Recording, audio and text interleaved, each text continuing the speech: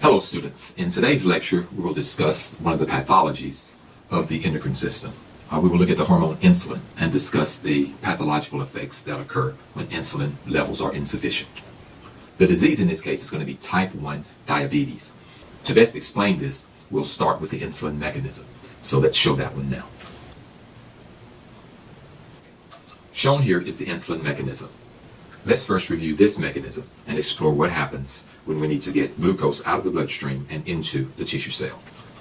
When we eat food, our blood glucose level rises, and that's indicated here. In response to this, the beta islet cells of the pancreas produce insulin. The glucose in the bloodstream without the insulin would try to enter the tissue cell. However, it cannot because this protein, the glucose transporter, is closed. A signal transduction event must take place to open this glucose transporter. The first thing that happens is that insulin binds to the insulin receptor. Once this occurs, a series of signaling events go through the receptor to the tyrosine kinase region. This signaling event is continued after the receptor, and then the glucose transporter opens. Once the glucose transporter opens, the glucose leaves the bloodstream and enters the target cell.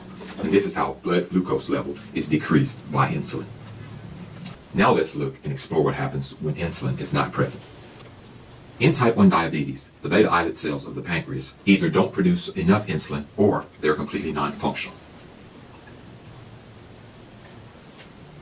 When this occurs, no insulin is produced. The results of this should be evident now. If there is no insulin, there's no binding to the insulin receptor, and there's no transmission of a signal to the tyrosine kinase region, and no subsequent transmission of a signal to lead to the opening of the glucose transporter. And if the glucose transporter doesn't open, the insulin does not leave the bloodstream, and hyperglycemia remains. And so we get no glucose on the inside of the tissue cell.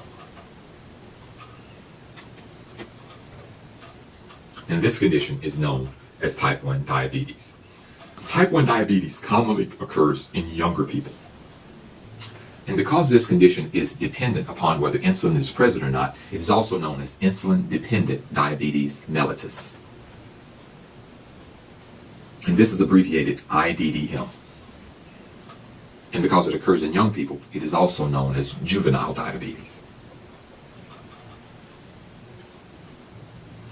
So this concludes our description of type 1 diabetes, and that also concludes this lecture. Hope that you learned a lot.